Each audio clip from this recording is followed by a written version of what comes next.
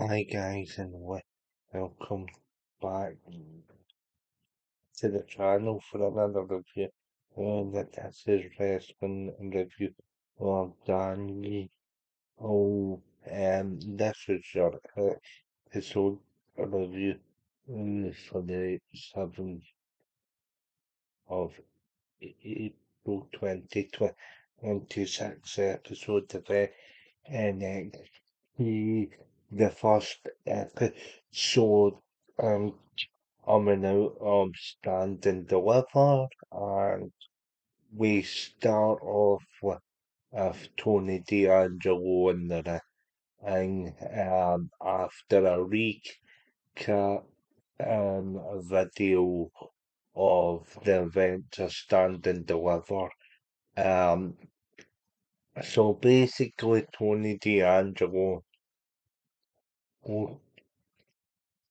comes out and he addresses the crowd. Is he's been with me since the A1 over 5 years. I hardly recognise the kid that was when I walked through the door. I'm now a Grand Slam champion. I beat four of the best wrestlers.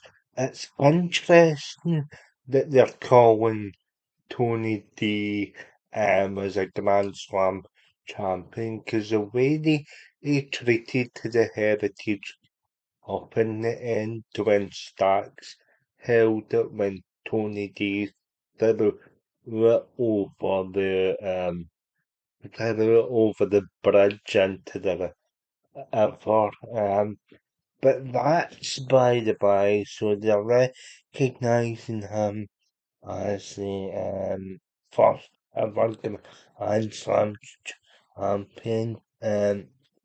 As obviously he's won the obviously he's won the North American title.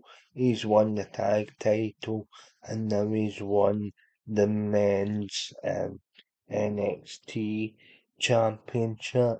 Uh, to complete the set, um, he runs down the opponent to beat in the triple threat, and he said he could beat Nathan Page again, and Ricky Saints and Hendry. Hendry comes out to say his name in here. Pierce Joe Hendry comes out and he says you're absolutely right in what you said. You are the first ever NXT Grand Slam champion, and you did overcome three men to win the title, but if he didn't have, if he didn't have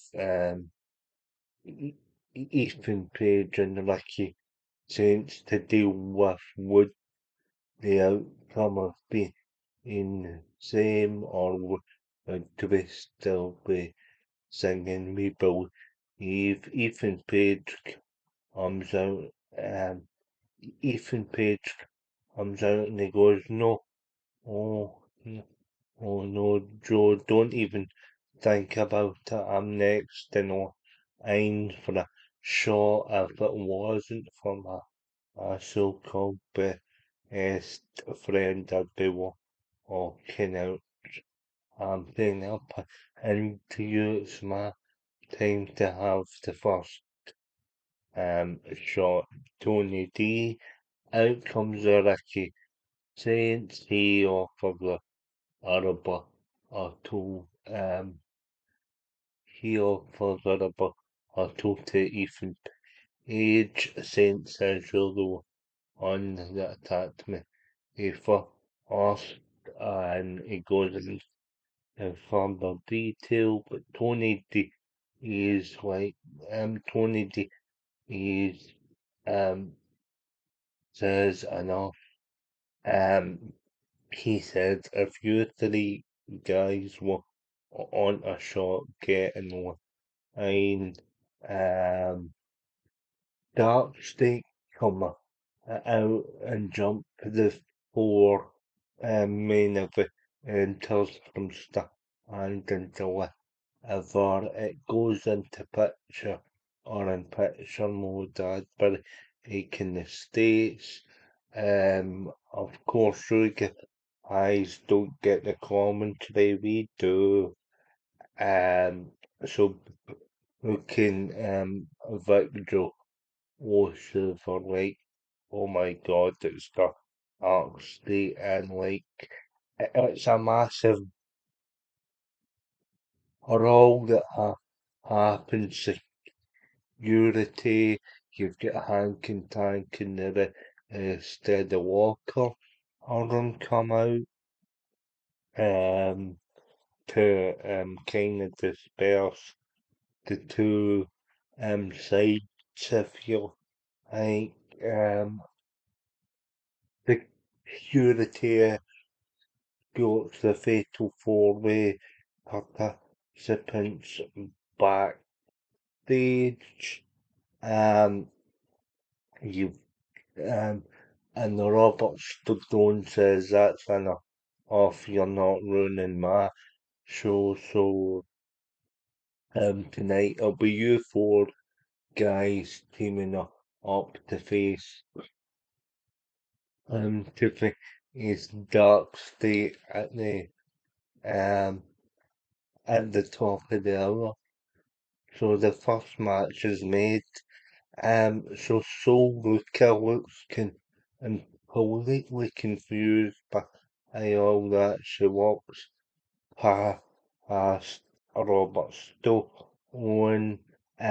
So this was a hot start, and speaking of hot, so Luca comes out for a match with Izzy. Um, um, Izzy Dean comes out with a win, of course, here at Langsir. I and this match was actually enjoyable. So actually, so actually looked great as he always does as he gets some good offense in as well. The springboard line that Soul does is fantastic. The actor she does is fantastic. You've got Eddie who does a nice Rose line, and it's all very good. Eddie Dame at one point has Soul who can the body as a submission classic. Style wrestling. Really good back and forth, but it ends on Soulka attempting the Soul Snap on the outside to the ring, but the Cohen move, as she kinda, she kinda lands on her feet, shoulder eyes, and then Zaria, Zaria's ears, shoulder uh, on the outside rolls cut and it's a game over power sit out style 1, 2, 3 as I say he then beats Sora Zaria very intensely says I'll tell you and it's over for and she does the now kill I think to the full forehead of Soul. So good match here, and I kinda had the feeling that the feud with Zaria was set to continue. Um, in the in the back, see you see Shiloh, you see Shiloh how talking, you see Shiloh how talking to Ethan Patsway about the belt that Bill and the role is presented by Vanity Project will break down the pre-tape segment and Stone's office first. So obviously Stone told Billy he can't teaser office about Bill. He been not happy about being under as an entity, eating parts where it's standing deliver. If you haven't seen my stand and deliver thoughts, check it out, cheap. I'll for some of you guys. But Vanity Project come in and they say they've got a meeting with oh, Aikman Monroe. Stone says you can't just come in, this is a private meeting. Vanity Project say he wanted to do something to cheer you up. Uh, and they present her with a custom half and half um kill armor and women from hell north from Hurricane Championship. She then reacts to it and she says, "Oh God, I'm the champion again for thanks, eyes and stones like you're not the champion. Tatum beat you, Tatum beat you so on the night at standing deliver. You can't just stick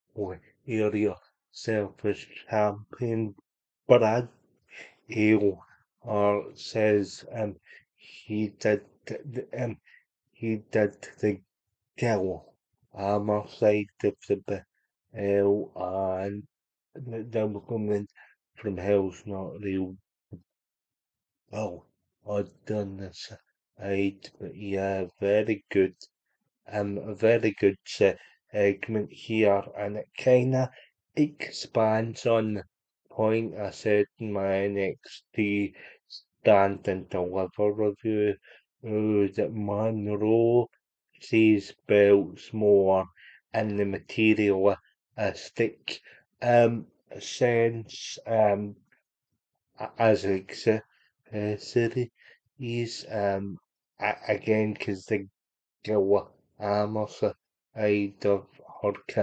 character is very materialistic, and you've got Vanity Project, who I've said before, are the kind of entitled, are rich kids. So even Victor also was like, later on in the night who whose parents paid for the bill. But yeah, um, good segment, probably the best segment that the Vanity Project have been in. You know how critical I've been of the Vanity Project since their NXT call up. But yeah, that was not bad. In the back though, you see Tatum Patsy and Shiloh Hill react to this news. Um, um, Shiloh talks about raccoons and animals too. Freaky, he says to are a little, you two are little weirdos always laughing. He, he was getting back to to business and put myself in the NXT title, but shall by taking care of dogs. Hey, so again, good segment, and of course we see Shiloh and Tatum team up later on. Um, so then we get to um,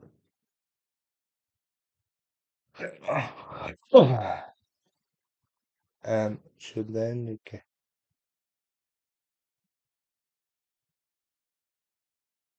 uh, so yeah, then we get uh,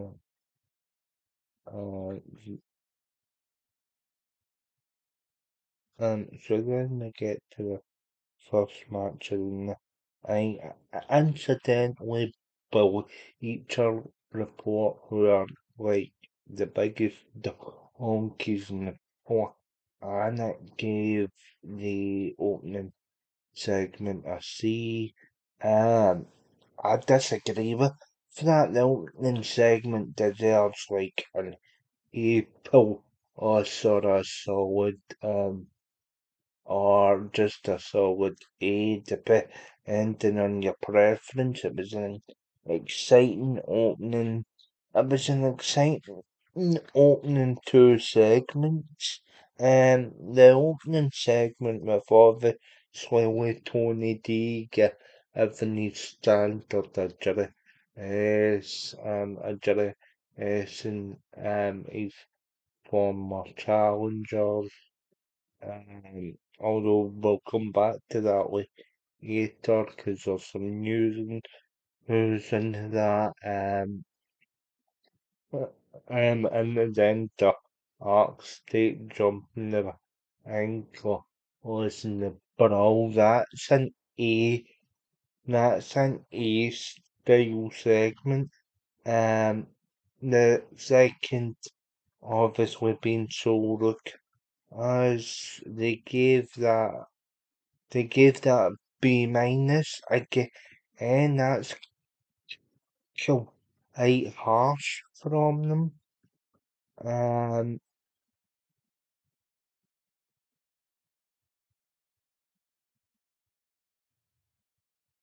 so yeah, again, no, again, no, Booker T, Booker T made an odd comparison that so Booker during that match is at the top of ever game. Like London. They again, though the again, though the timing of that, no, as strange given TKO's public criticism. But in any case, guys, we'll go to match number 3, and it's Josh Briggs versus Jasper Troy versus Yano Carver, the triple threat match. This transpired from last week's MSG show, of course, where Josh Briggs was the referee. He got involved in the decision, which led to Yano Carver's victory. And then he attacks Carver after the bell. But this time, after a good amount of offence by all three men, and obviously ground and pound off and from all three men. And Josh Briggs actually looked the best. He was bumping like a bandit.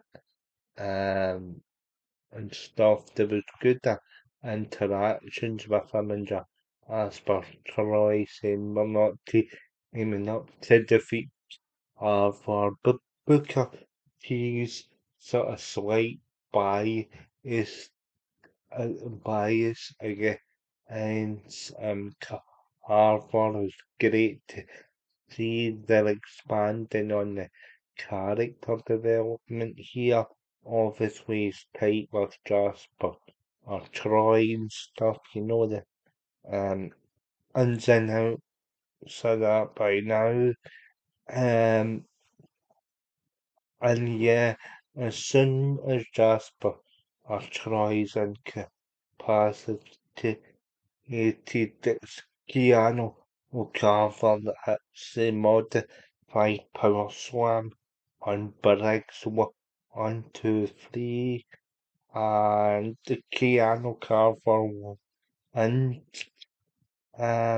so a very good match here. Um,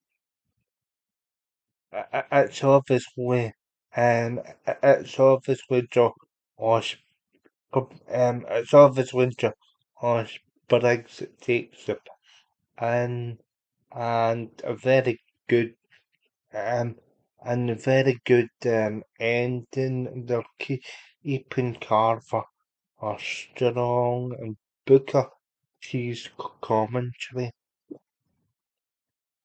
um um commentary's pretty good. The match itself the match itself was just okay. There's nothing really to write home about too much, but yeah, uh, yeah, um, but yeah, that wasn't a bad finish at the end.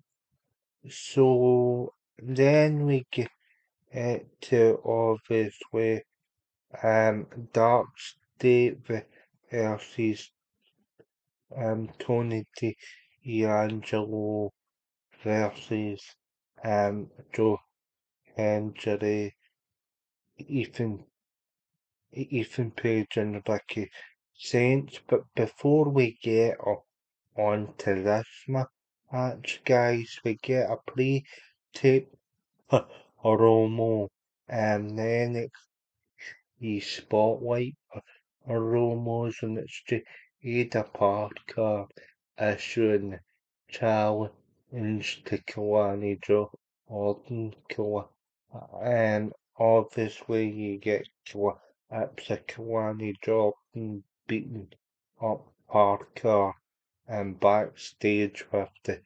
Trashka and Parker says if you are a real one you'd taken the loss one way and or rushed it off, but you had to attack me backstage.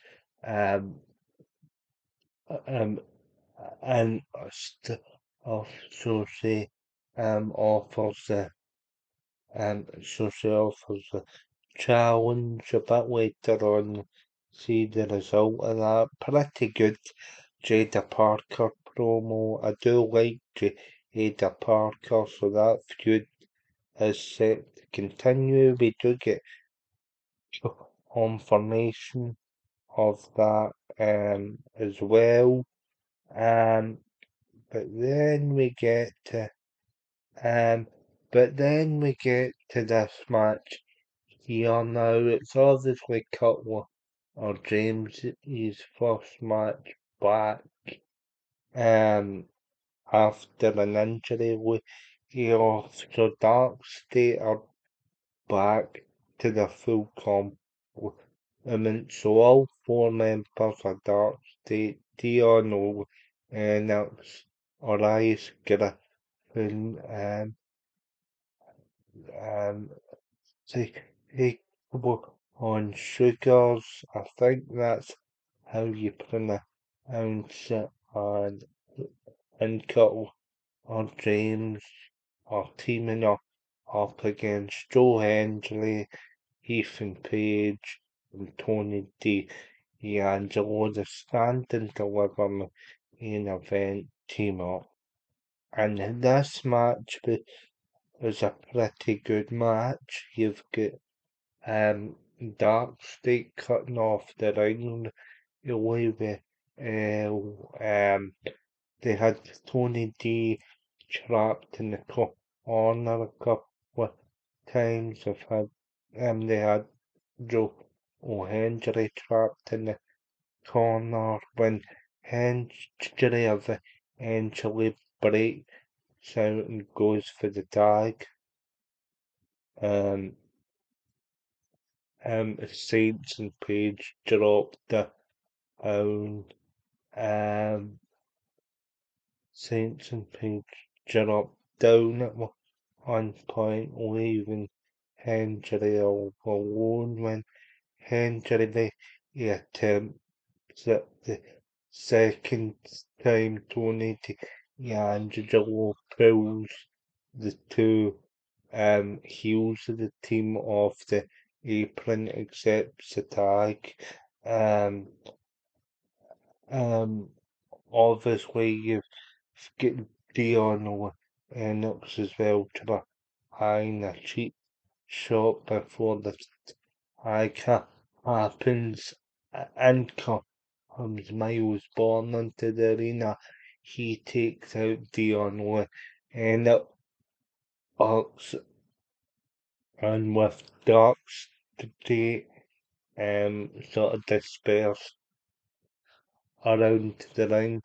Tony D'Angelo hits the choke slam on, I think, got on James to get. No, it's actually Sugars he hits the choke slam on to get the win. Good match here, and yeah, I really enjoyed it. Good offense and probably one on the Dark State's better matches. They seem to be better at cutting off the ring than they were. Maybe it's just my observations catching up. Um, we do. Yeah, we've already covered the Shiloh Hill Tatum Patchway stuff.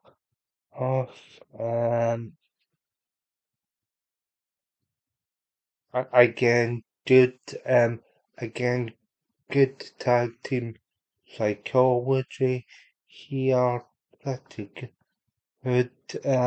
So then we get to the men's speed championship tournament situation. We then see Elio with Fleur talking to Eli Pro Oscar and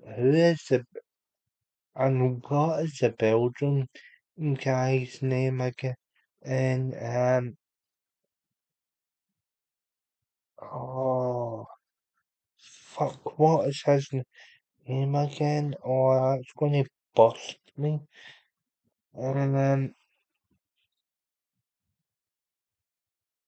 anyway, the Belgian guy that looks a bit like Batista, what is his name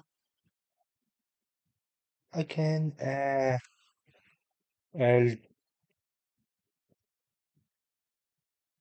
Orient something, yeah.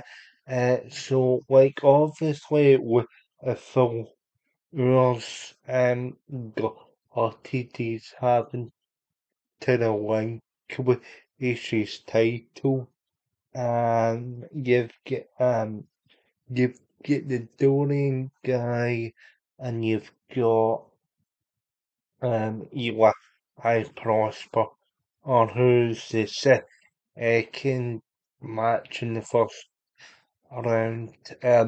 Chaz Starboy Hall up against Lex as King as a first match in the tournament. Starboy Hall gets a good amount of offense in 3 minutes, and it matches for your standard speed qualifier. But unfortunately, for Chester by Hall, um, uh, in the end, Alexis King hits a coronation.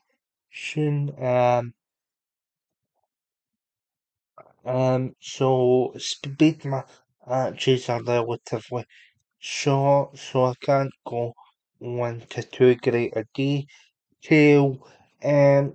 Although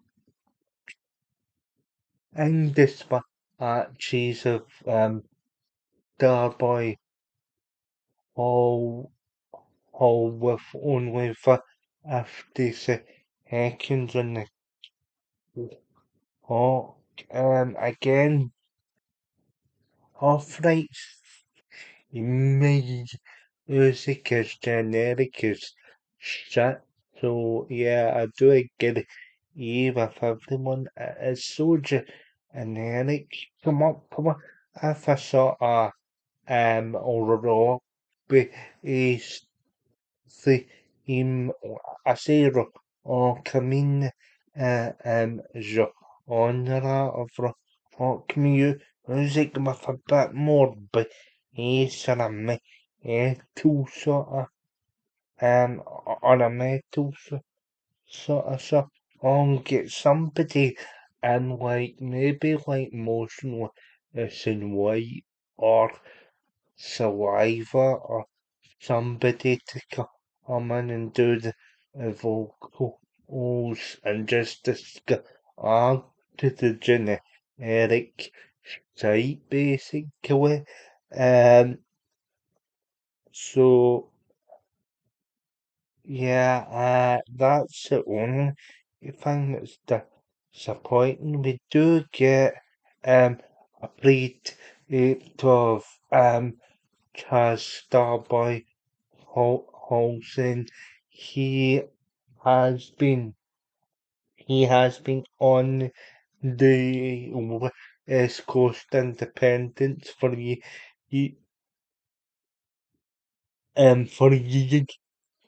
years before getting signed to an ID contract.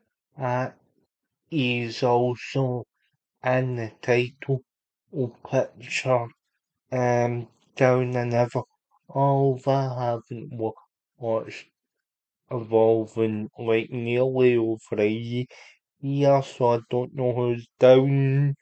So I don't know who's down this year, even although it's in the performance centre. It's just shown on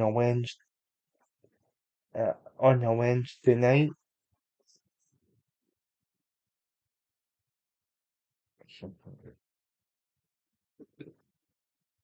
In the States.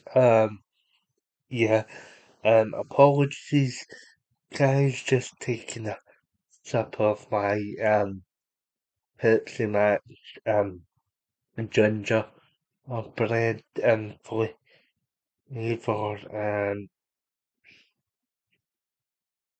of course I needed a drink there, guys. But yeah, I haven't watched the Evolve since they just sort of private it to own the next day for international audiences. They show it in Tubi in the States, but because the sort of premiere streams didn't do as well, they kind of put it behind the private until the Thursday.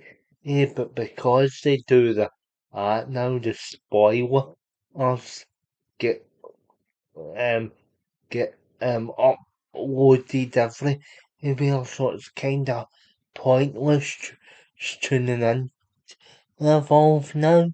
Um but yeah, um Booker T and Victor Joseph name drop that my crypto owner thinks highly. Yeah, this guy's boy. uh, Harbour I Ho and I think WWE was hell because of it. It's like he's in the Evolve title picture, but he's also getting an outing in the Speed um championship title tournament that was made because he will Fleur has to vacate a title. Interestingly enough, the Dorian I is excited that he's getting the opportunity. I imagine he is um I imagine he is part of the ID program as well. He made his triple A debut on Saturday. His episode, check that out, guys. He made his debut in a um, trios match. Team UK versus Team Europe. He was part of Team Europe. Because obviously he's Elgin, as I've said. Um, so then we get to um so then we get to the NX so then we get to the tag match between Shiloh O'Hare, Bill Aikman Rowe and Jackson Drake.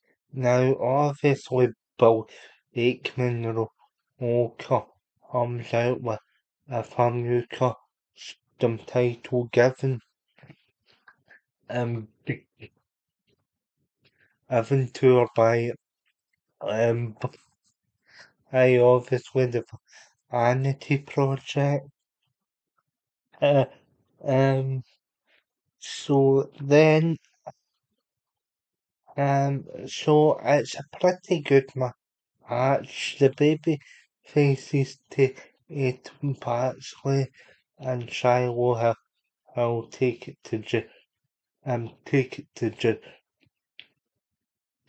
Drake and Roe very early on. Jackson Drake suffer on ends Evolve champion. I think he was still champion when I last watched it all because I think he's just relinquished it if I remember correctly. Um, but yeah, both Patsley and Hill get them tied up in surfboards. Obviously, women fight the women, men fight the men. It's like a mixed bag. So yeah, the finish of the match actually sees me in the rope in. Um, and Punted and Patsley, you often dictate what a shot as Jackson Drake comes in. He tries to distract so that Monroe gets advantage. She kinda Tatum Patsley takes him out with a kinda half scorpion overhead kick. It would Ricky. Oh, then he hits a kill. A short DDT, which is like basically it's like Harvey Snowy and Drew hits a few ultra short DDEP, so you know where I'm coming from. Pretty good match here, and there is chemistry between the two teams in the role who actually fits and the role actually it fits with the vanity project and like their match here did and the match here was good basically because and the role was uh, Jerry Ake's tag partner as I've said as I've said before, I haven't been too overly impressed with the Vanity Project, but here it seems to work. Kinda have, well, each of them to kinda give them a bit more legitimacy and kinda teaches goofballs how to work. But this match was actually not, was actually pretty good, and I did kinda get the kick out of when they kinda take out Drake and Bull at the start of the match where um and obviously Monroe falls into Brad Bale's arms at the inside. Are they seeing each other because there is that sort of chemistry? Maybe I'm reading too much into that, but yeah, pretty good. Would actually probably a Vanity Project's best match. I really did enjoy this, and helps having obviously probably Aikman Rowe being part of the being part of the fold here. I like the whole sort of struggle that Pat Soley and the Row have with the two championship belts. That'll probably lead to some sort of unification down the line. But yeah, that is really a good segment. And for once, I do agree with reply or each report. As I've said, I think, but Aikman Rowe allowed a bit more legitimacy to Bale to Jerry and to Smokes, because obviously Billy Aikman Rowe's more worldwide unraveled when it comes wrestling. These guys here, the Vanity Project, haven't stepped outside to North America, and obviously both been so materialistic.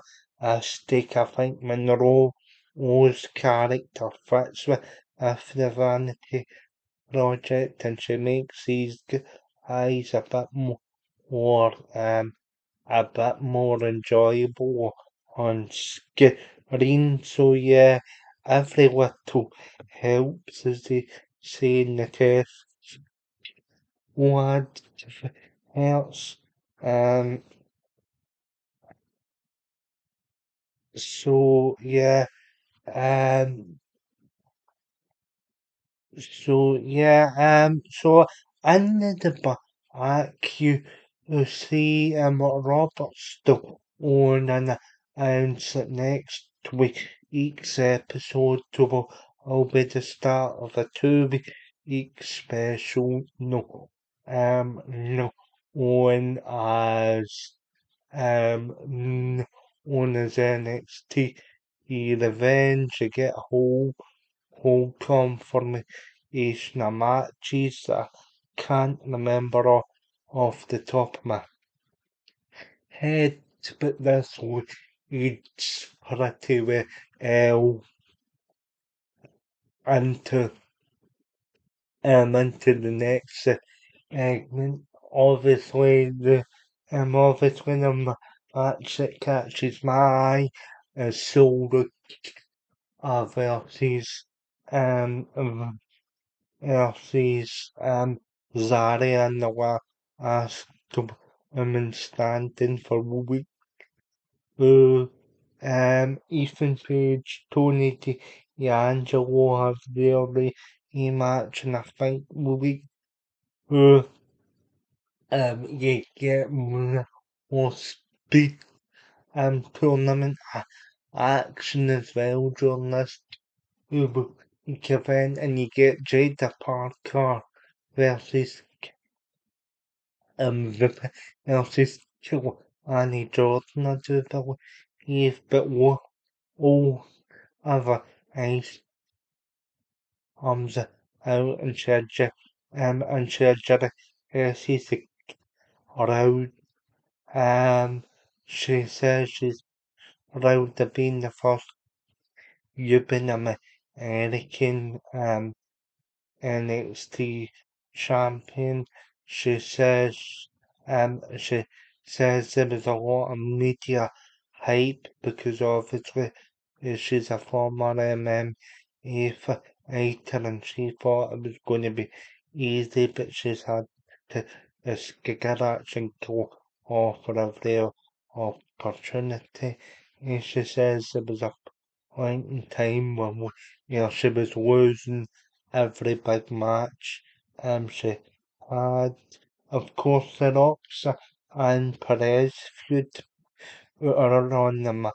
I do believe that was when I started getting into her, but in any case, she said she then went to Triple to home her skills, and she's not the girl anymore that joined NXT Vice Atismo or refined, and she took it to Chirapaway to become a better performer. Her outcomes to ACJ and JCC is the only reason why she was part of the triple threat match was because of the referee's mistake.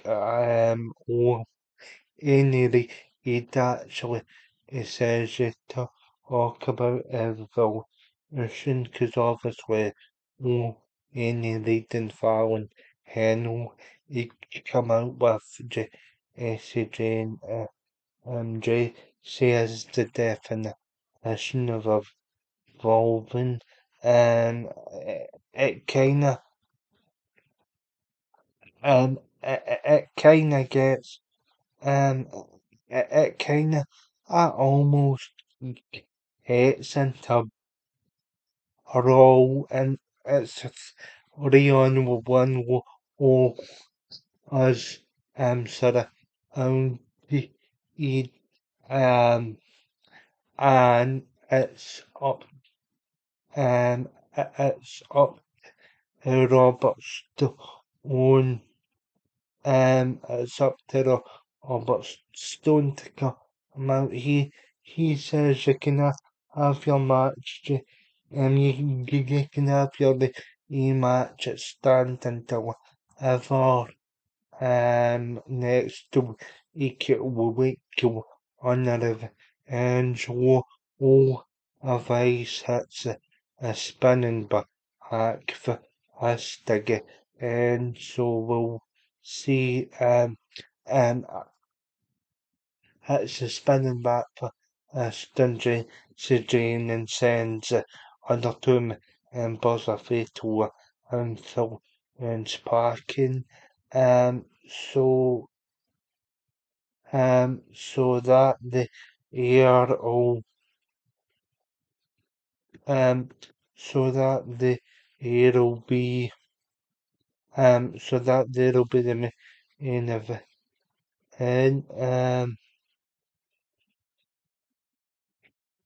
And obviously fatal influence of nuclear air heat, Jada Parker and Alani Jordan that feud is set to continue.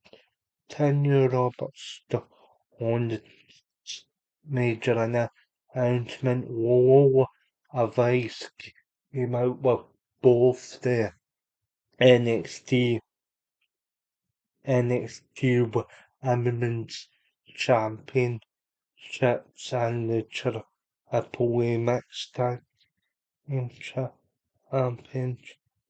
Uh, Um, but yeah, but but yeah, this was a very heartfelt baby face promo from Vice.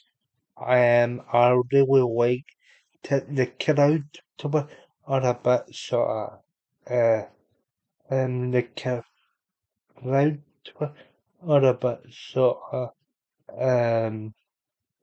the crowd were a bit sort of dead oh, but I enjoyed it. But yeah, that's the only real nut I can have of the show. So I'm only actually give this maybe around an 8.5. Yeah, I'll give this an 8.5.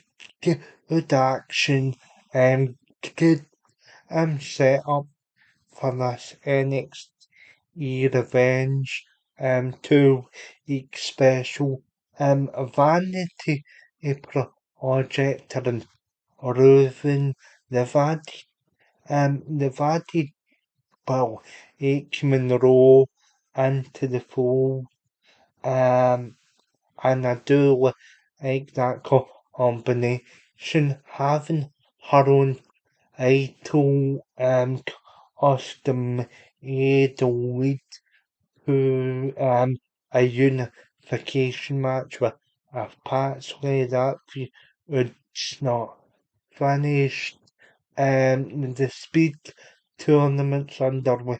You'll see the Doring eye up against Prosper next week.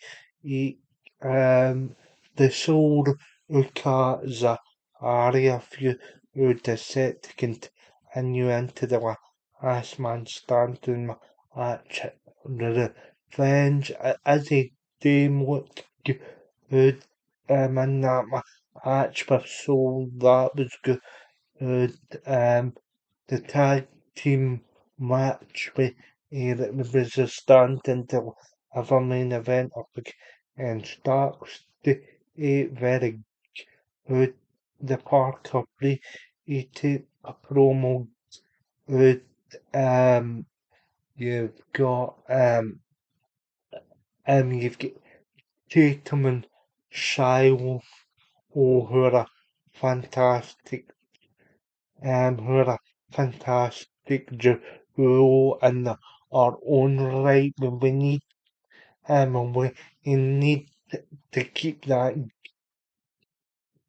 going on screen for as long as possible. That's entertaining. There's Dark State versus the standing of a main event, as I've said, pretty good. The wall of Vice promo and the rematch with JC Jane and the announcement with despite the dead crowd. Um, but yeah, but yeah, I really did. I really didn't enjoy this episode. 8.5 seems fair. It's not quite a 9 or a 10, but it's still enjoyable.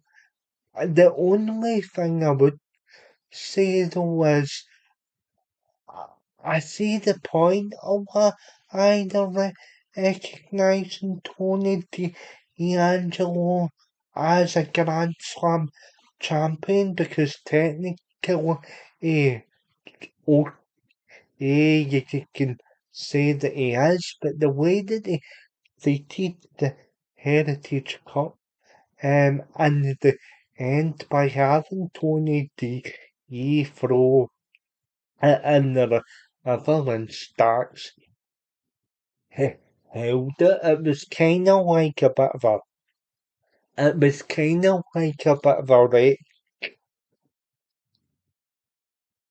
response.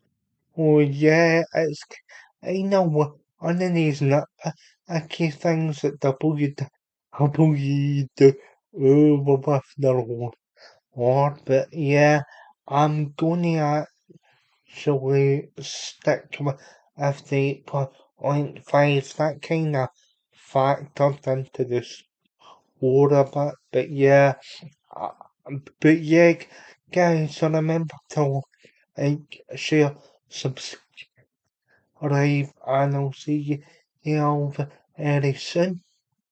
No, but I didn't hit the notification bell when we even me a comment in the comment section, and I'll see you all very soon.